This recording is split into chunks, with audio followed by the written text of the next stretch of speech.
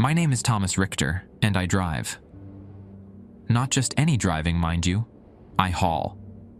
I haul things most people wouldn't even want to look at, let alone transport across state lines.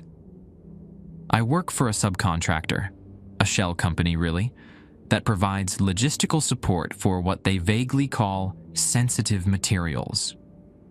The paperwork is always vague, the destinations are always remote, and the pay is always ridiculously good.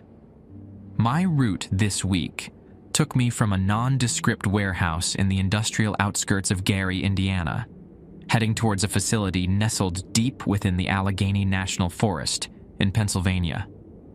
The cargo? 3 large, reinforced steel containers. Each one was sealed, numbered, and equipped with a series of blinking lights and temperature gauges. The manifest simply listed them as Project Nightingale components.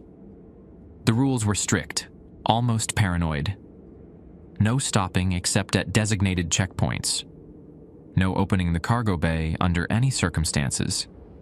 No deviating from the prescribed route. And most importantly, no asking questions. I've been doing this for almost 5 years, and I've learned that curiosity is a dangerous luxury in this line of work. The containers hummed with a low, resonant frequency, a constant thrumming that vibrated through the truck's chassis and into my bones.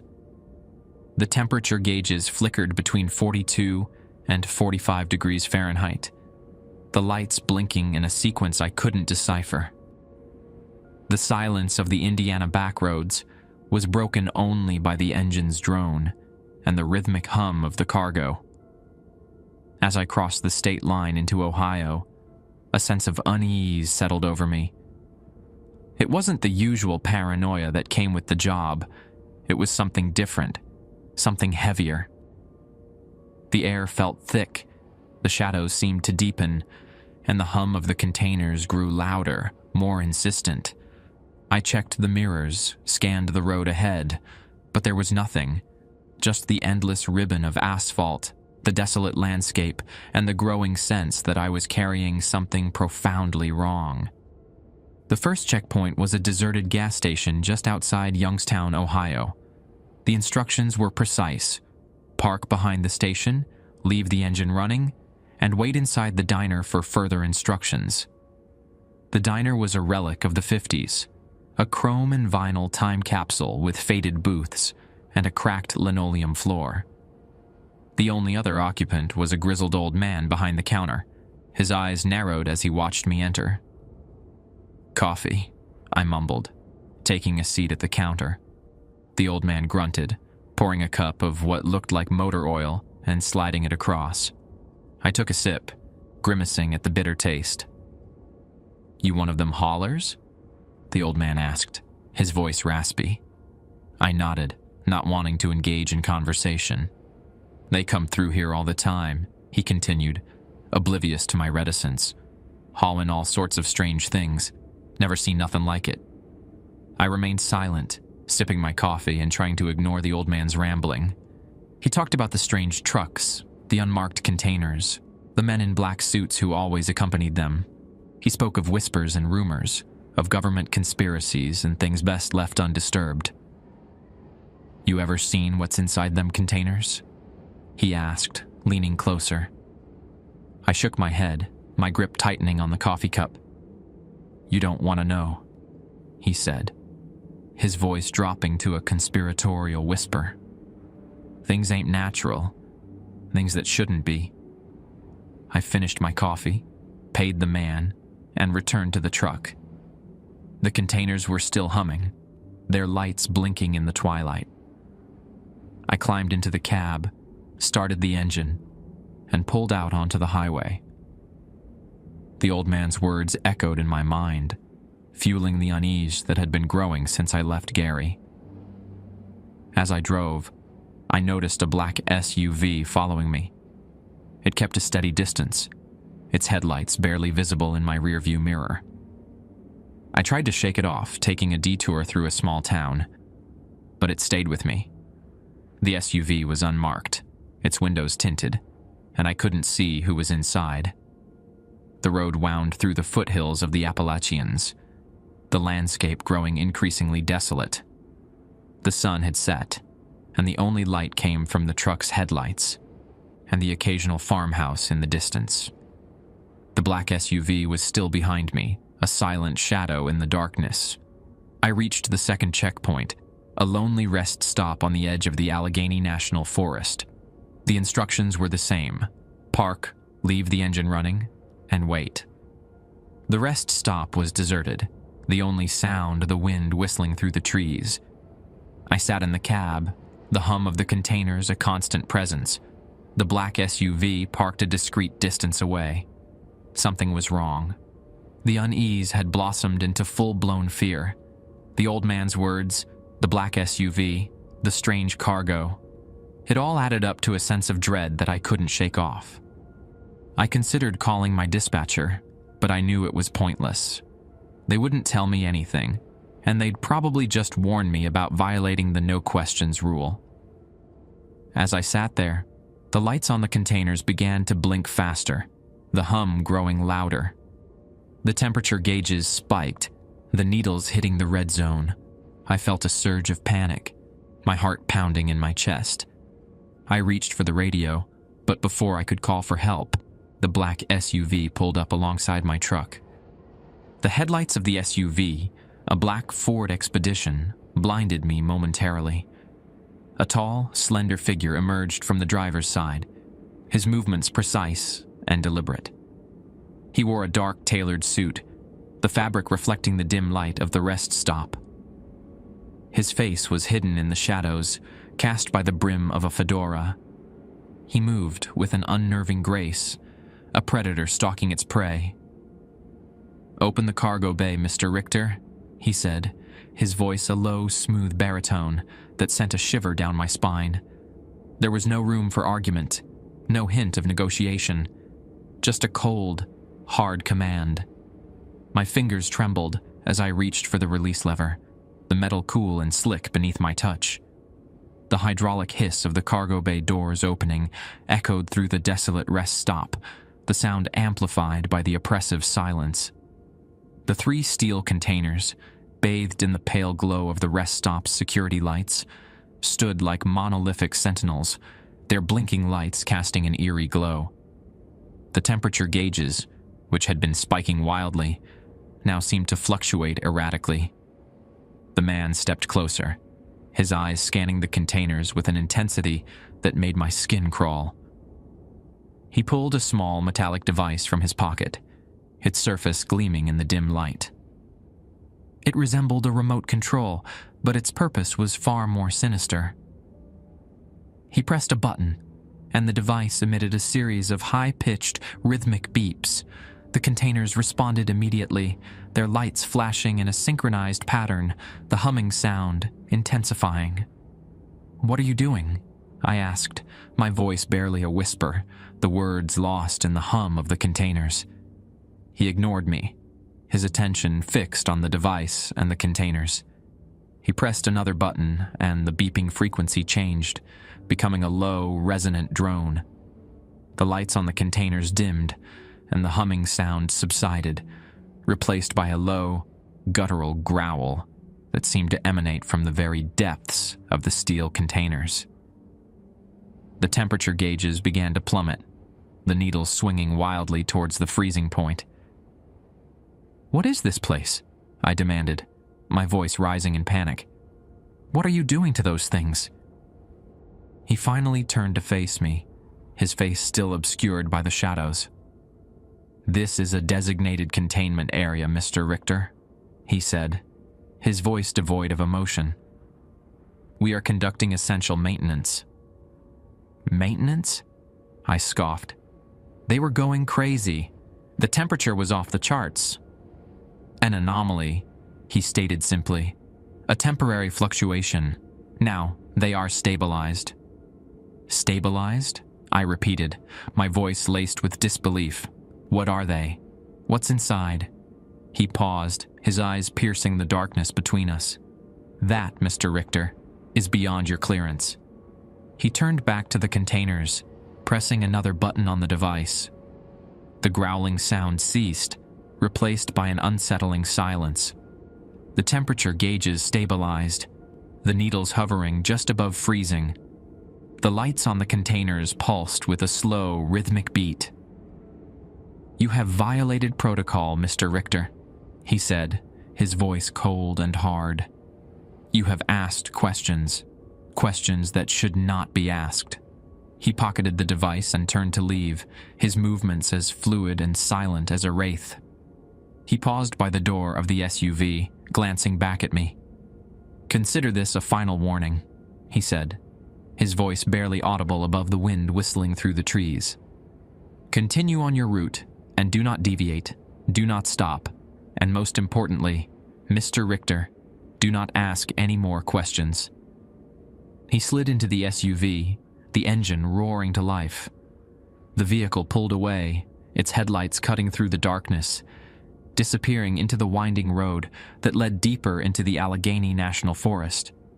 I stood there, my heart pounding, my mind reeling. The containers stood silent, their lights pulsing like the heartbeat of some monstrous creature. The man's words echoed in my ears. "Beyond your clearance." What was beyond my clearance? What secrets were hidden within those steel containers? And what horrors awaited me further down the road? The rest stop felt colder now, the air thick with an oppressive silence that was far more unsettling than the humming of the containers. I climbed back into the cab, my hand shaking as I gripped the steering wheel. The digital clock on the dashboard blinked 2:17 a.m. I had been there for almost an hour that felt like an eternity. I checked the mirrors, but the black SUV was gone, swallowed by the darkness. Still, I couldn't shake the feeling that I was being watched, that eyes were peering at me from the shadows of the surrounding forest. I started the engine, the roar of the diesel a welcome sound in the unnerving quiet. I pulled back onto the highway, heading deeper into the Allegheny National Forest. The road twisted and turned, climbing higher into the hills. The forest pressed in on either side, a dense, impenetrable wall of trees. The headlights of my truck cut through the darkness, illuminating the narrow strip of asphalt ahead. The only other signs of civilization were the occasional dilapidated farmhouses, their windows dark and lifeless. As I drove, my mind raced, trying to make sense of what had happened. What were those containers? What was the facility in the forest? And who was that man in the black suit? The more I thought about it, the more questions I had, and the fewer answers. I tried to focus on the road, to push the unsettling thoughts from my mind. But it was no use. The image of the man in the black suit, the eerie silence of the containers, the feeling of being watched. It all haunted me, clinging to my thoughts like a persistent nightmare. The temperature gauges on the containers remained stable, hovering just above freezing. The lights continued to pulse, a slow, rhythmic beat that seemed to mock me. I glanced at the rearview mirror, half expecting to see the black SUV reappear, but the road behind me was empty. Suddenly, the truck began to shudder, the steering wheel vibrating in my hands. I gripped it tightly, trying to maintain control as the truck lurched violently. I pulled over to the side of the road, my heart pounding in my chest. I climbed out of the cab, my legs unsteady.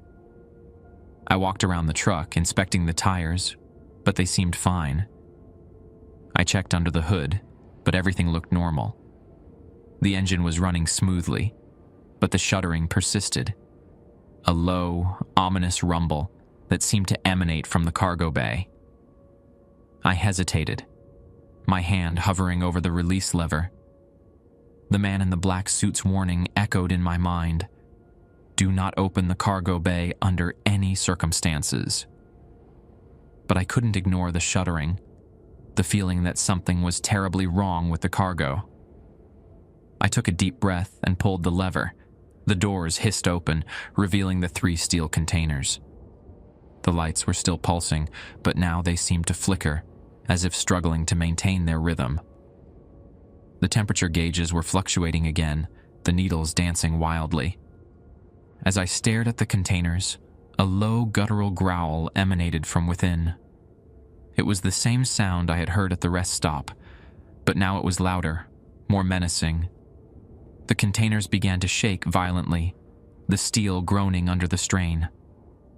I stumbled back, my eyes wide with terror. Something was inside those containers, something alive, and it was trying to get out. The growling intensified, becoming a deafening roar.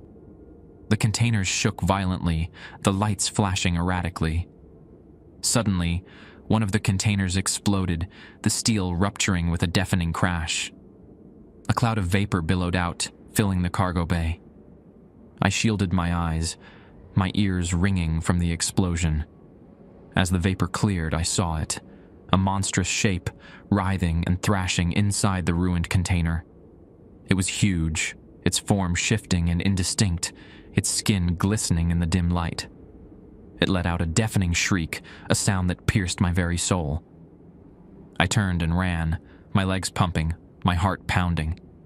I didn't stop running until I reached the cab of the truck. I slammed the door shut, locked it, and started the engine.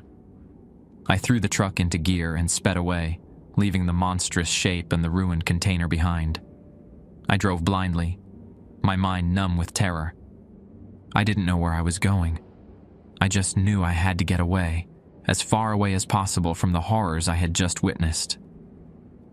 The truck sped through the darkness, the headlights cutting through the night. The image of the monstrous shape burned into my mind. The truck hurtled down the highway, the speedometer needle hovering just below the red line.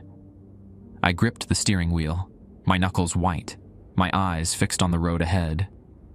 The image of the monstrous shape, its shriek still ringing in my ears, was burned into my mind.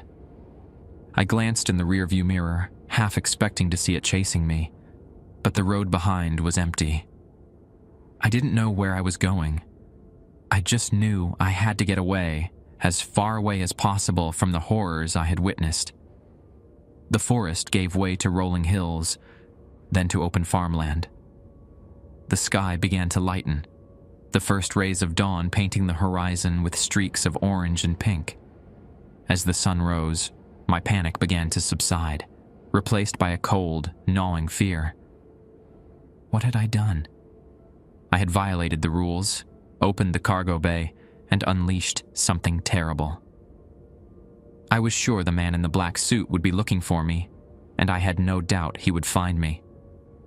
I needed to find a place to hide, to think, to figure out what to do next. I spotted a small town in the distance, a cluster of buildings nestled in a valley. I turned off the highway, heading towards the town, hoping to find some refuge. The town was called Harmony, a quaint, peaceful place with a main street lined with shops and houses. It seemed untouched by the horrors I had just experienced, a world away from the monstrous shape and the ruined container. I parked the truck on a side street, trying to make it look inconspicuous. I climbed out of the cab, my legs still shaky. I walked towards the main street, my eyes scanning the faces of the people I passed, looking for any sign of suspicion. The people of Harmony seemed friendly enough, smiling and nodding as I walked by, but I couldn't shake the feeling that I was an outsider, that they could sense the darkness I carried with me. I found a small diner, a cozy place with checkered floors and red vinyl booths. I went inside, hoping to find some anonymity. The diner was nearly empty, just a few locals sipping coffee and reading newspapers. I sat at a booth in the back, ordering a coffee and a breakfast sandwich. As I ate, I tried to calm my racing thoughts, to formulate a plan, but my mind was a jumble of fear and confusion. Suddenly, the diner door opened, and a man in a black suit walked in. My heart leaped into my throat. It wasn't the same man from the rest stop. but he had the same cold, calculating eyes, the same air of authority. He scanned the diner, his gaze lingering on me for a moment. Then he walked to the counter, ordering the coffee. He didn't look at me again, but I knew he knew I was there. I finished my breakfast, my appetite gone. I paid the bill and left the diner, trying to act casual. I walked back to the truck, my heart pounding in my chest. As I reached the truck, the man in the black suit emerged from the diner. He walked towards me, his footsteps echoing on the quiet street. "Mr. Richter," he said, his voice cold and even. "We need to talk." The man in the black suit, his face impassive, his eyes like chips of ice, was walking toward me. Harmony, the name of this town, suddenly felt like a cruel joke. There was no harmony here, just the looming threat of the man and the chilling memory of what I had unleashed. "Mr. Richter," he said, his voice a low, even cadence that belied the danger I felt radiating from him. "We need to talk." I swallowed hard, trying to project an air of calm I was far from feeling. "About what?" I asked, my voice betraying my fear, with a slight tremor. He stopped a few feet away, his gaze unwavering. "About your deviation from the established protocol," he said, the words carefully chosen, each one a sharp, precise blade. "I had a malfunction," I said, trying to sound convincing. "The truck was shuddering. The containers were overheating. I had to check it out." He tilted his head slightly, a gesture that seemed to amplify his menace. "And in doing so, you compromised the integrity of the cargo." "One of the containers ruptured," I admitted, my voice barely a whisper. He nodded slowly, as if this was the expected outcome. "I am aware, and I am also aware of what you saw." My heart pounded in my chest. He knew. He knew what I had seen, what I had unleashed. What was it?" I asked, the question escaping my lips before I could stop it. He didn't answer directly. "That, Mr. Richter, is classified, but let's just say it was a necessary component of our research." "Research?" I repeated, my voice laced with disbelief. "You call that research?" It was a monster. He remained impassive. "Perspective, Mr. Richter. It is all a matter of perspective. Now, about your indiscretion. It has created a situation." "What kind of situation?" I asked, dread pooling in my stomach. "A situation that requires resolution," he said, his voice still even, but with an underlying edge of steel. "And you, Mr. Richter, are instrumental in that resolution." He pulled a small silver card from his pocket and handed it to me. "Be at this address by noon," he said. "We will discuss the details then." The card was blank, except for a single address printed in stark black letters. 147 Ravenwood Drive, Blackwood, Pennsylvania. He turned and walked away, disappearing around the corner of the diner, leaving me standing there, the card clutched in my trembling hand. I looked at the address, a shiver running down my spine. Blackwood. It sounded like something out of a horror movie, a place where nightmares were born. I knew I had no choice. I had to go. I had unleashed something terrible, and now I had to face the consequences. But I also knew, with a certainty that chilled me to the bone, that this was just the beginning. The man in the black suit, the monstrous shape, the secrets hidden in the steel containers, they were all part of something far bigger, far more terrifying than I could possibly imagine. I got back in the truck, my hands shaking so badly I could barely insert the key into the ignition. I started the engine and pulled away from the curb, heading east, towards Blackwood, towards the unknown. The drive was a blur. My mind was racing, replaying the events of the past few hours, trying to piece together the puzzle. But the pieces didn't fit.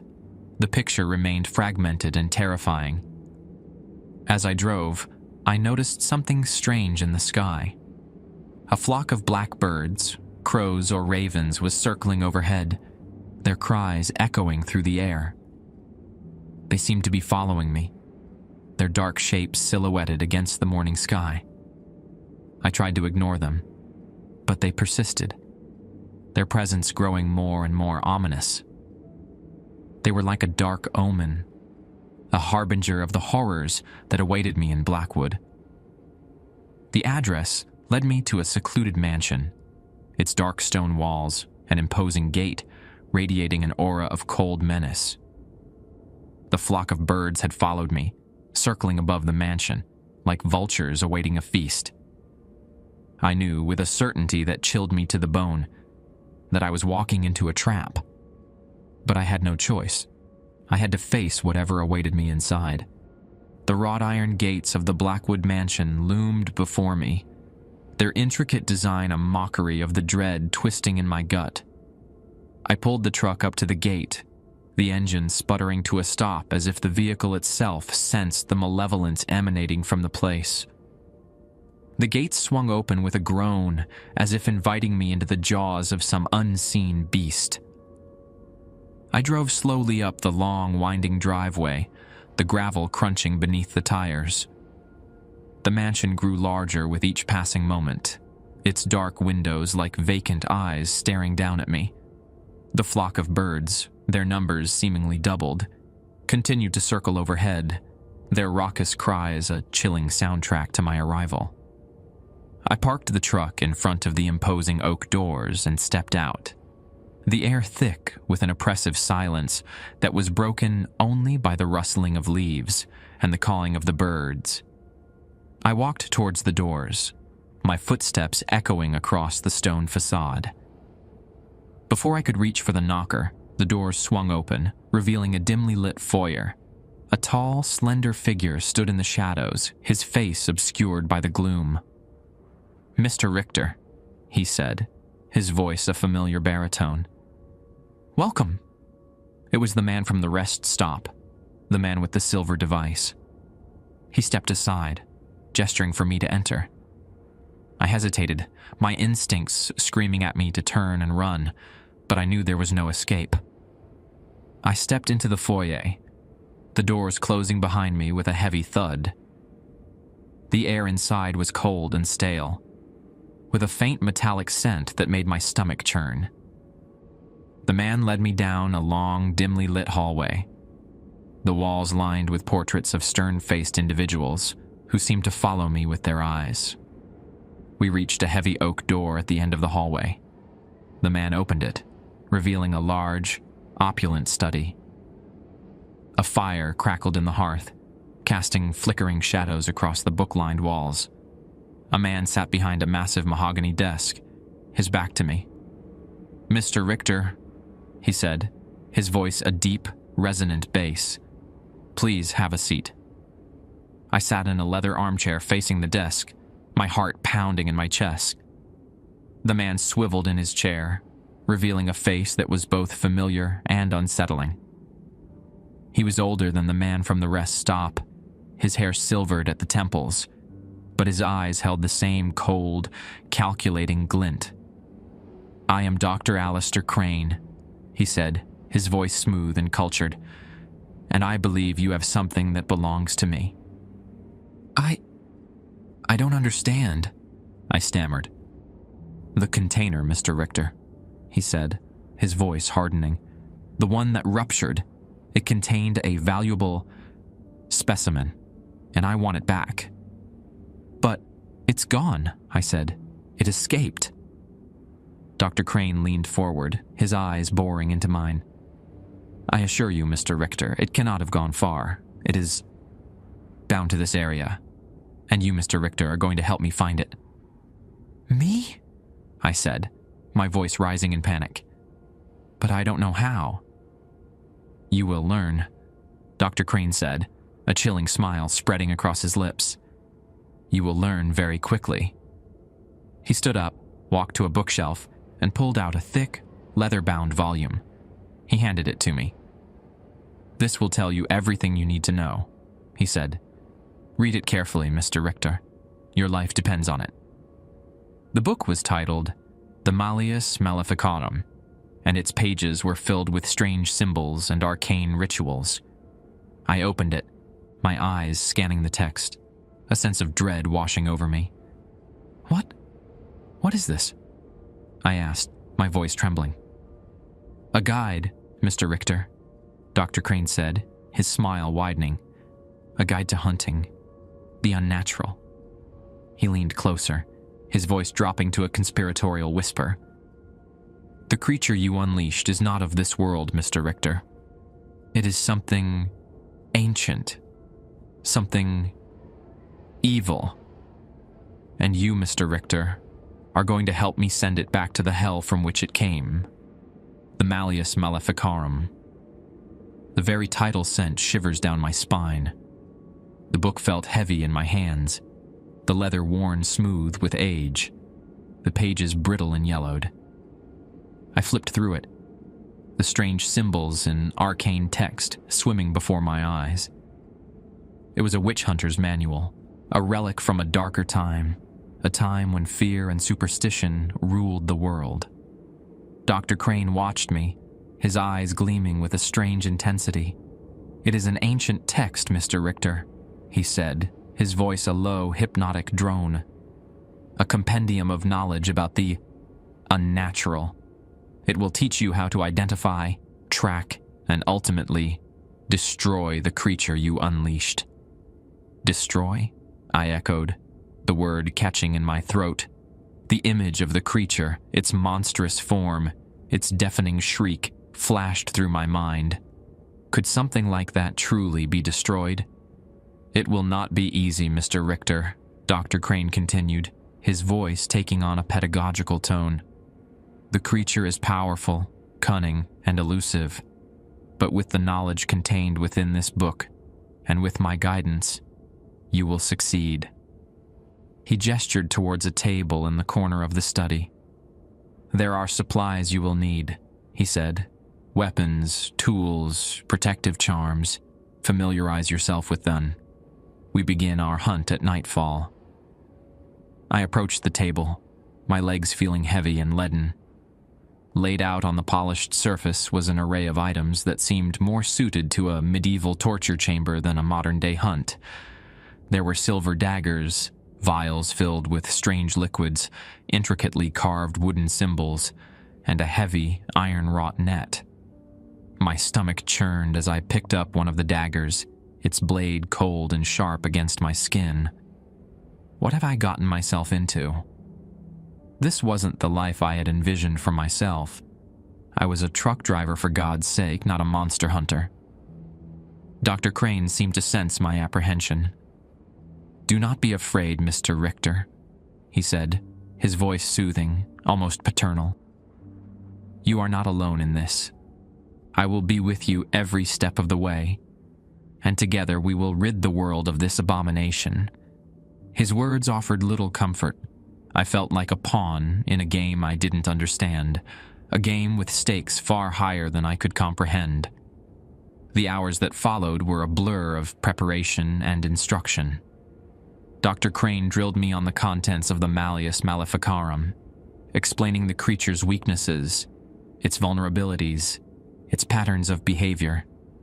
He taught me how to use the weapons and tools, how to decipher the symbols, how to perform the rituals.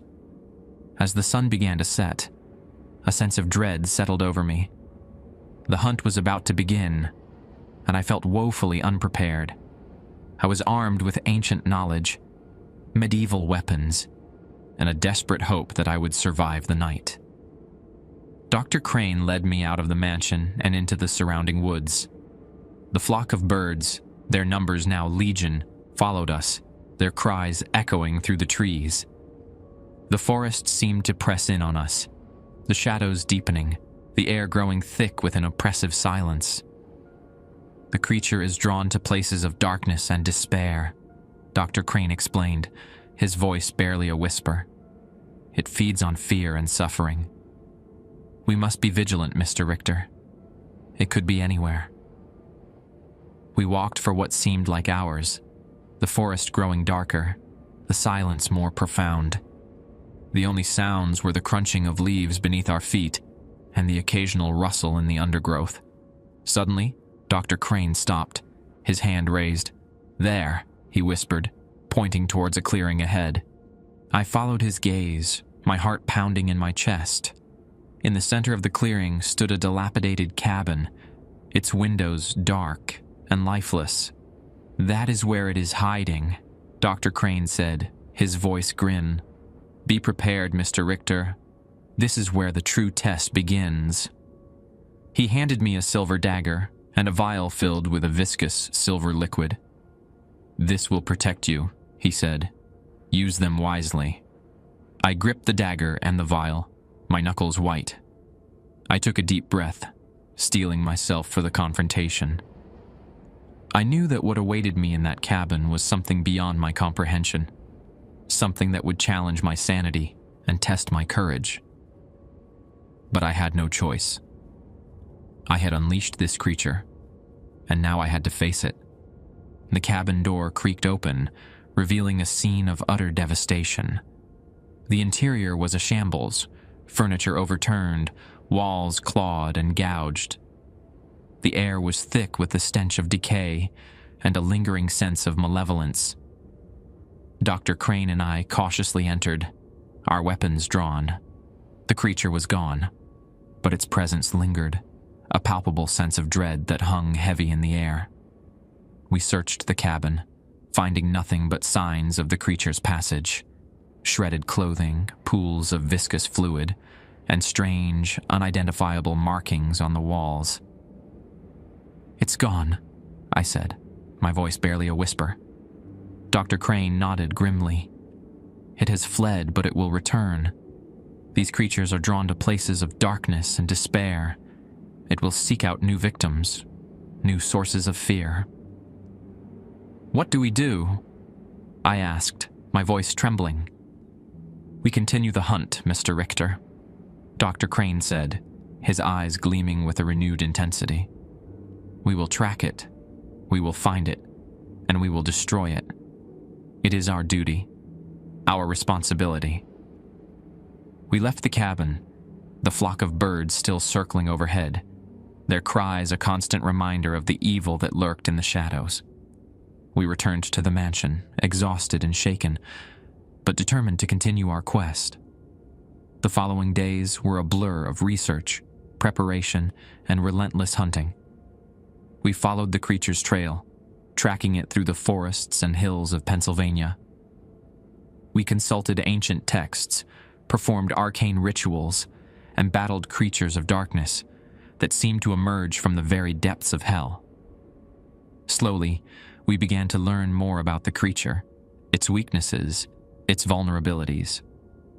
We discovered that it was bound to a specific location, a place of immense suffering and despair.